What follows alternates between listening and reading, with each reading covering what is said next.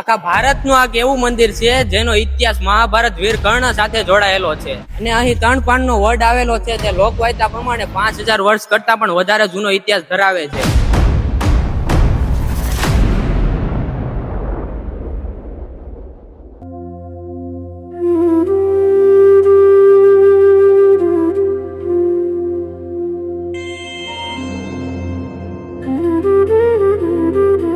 અને અહીં મંદિરની અંદર ગટ્ટા જ બહુ સારા પણ આવેલી છે તે તમે જોઈ શકો છો.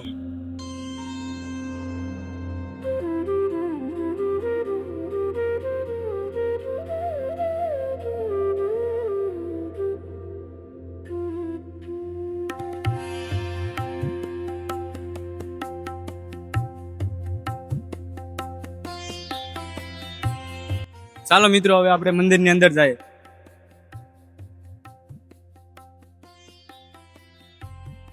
તો મિત્રો, અહીંયા ઇતિહાસ પણ લખેલો છે, જોઈ શકો છો.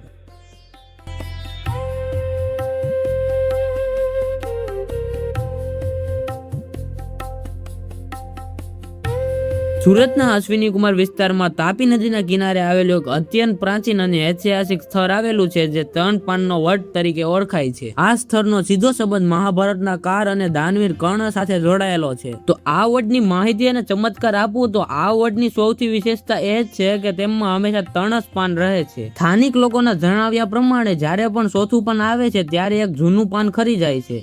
મહાભારતના યુદ્ધ દરમિયાન જ્યારે કર્ણ મૃત્યુ પામે છે ત્યારે ભગવાન શ્રી કૃષ્ણએ તેની અંતિમ ઈચ્છા પૂરી કરવા માટે એવી કુંવારી જગ્યા શોધી જ્યાં કોઈનો અગ્નિ સંસ્કાર ન થયો હોય. તો અશ્વિની કુમારમાં આવેલી આ જગ્યા સોયના ટાંકા જેટલી પવિત્ર અને કુંવારી હતી જ્યાં કર્ણને અગ્નિદાસ દેવામાં આવ્યો હતો. અને ભગવાન શ્રી કૃષ્ણએ કર્ણને વરદાન આપ્યું હતું કે કળિયુગમાં પણ આ ત્રણ પાનનો વડ બ્રહ્મા, વિષ્ણુ અને મહેશ સ્વરૂપે તેની રક્ષા કરશે. તો આ સ્થળનો ધાર્મિક મહત્વ ગણીએ તો આ 4 ધામની યાત્રા પણ છે. એવી માન્યતા છે કે જો કોઈ વ્યક્તિ 4 ધામની યાત્રા કરે પરંતુ અશ્વિની કુમારના આ પવિત્ર સ્થળની મુલાકાત ન લે તો તેની 4 ધામની યાત્રા પૂર્ણ ગણાશે નહીં. આ વિસ્તારમાં સૂર્યપુત્ર અશ્વિન અને કુમારે તપસ્યા કરી હતી. તાપી નદી અને કર્ણ પણ અહીં હોવાથી આ આખું સ્થળ સૂર્યપુત્રના પરિવાર સાથે જોડાયેલું અત્યંત પવિત્ર સ્થાન ગણાય છે. અહીં માત્ર વડ જ નહીં પરંતુ વેદરાજ મહાદેવનું મંદિર, સ્વામિનારાયણ ભગવાનનું મંદિર અને ગૌશાળા પણ આવેલી. તાપી કિનારે આવેલું આ સ્થળ માનસિક શાંતિ અને આધ્યાત્મિક જ્ઞાન માટે ઉત્તમ છે. તો લોકેશનની વાત કરું તો આ મંદિર આપણા સુરતમાં અશ્વિની કુમાર વિસ્તારમાં આવેલું છે, તાપી નદીના કિનારે. તો તમને આ માહિતી અને વિડીયો કેવો લાગ્યો તે કોમેન્ટ કરી દેજો. જો તમને આ વિડીયો ગમ્યો હોય તો પ્લીઝ એક લાઈક કરી દેજો અને બીજા મિત્રો કે સંબંધીઓ સાથે શેર પણ કરી દેજો. અને આ જો તમે હજુ સુધી અમારી ચેનલને સબસ્ક્રાઇબ નથી કરી તો ચોક્કસ કરી લેજો, કારણ કે હું તમારા માટે આવા જ જાણવા જેવા વિડીયો લઈને આવતો રહીશ. ફરી મળીએ એક નવા વિડીયો સાથે. ત્યાં સુધી બધા જ ને જય શ્રી કૃષ્ણ.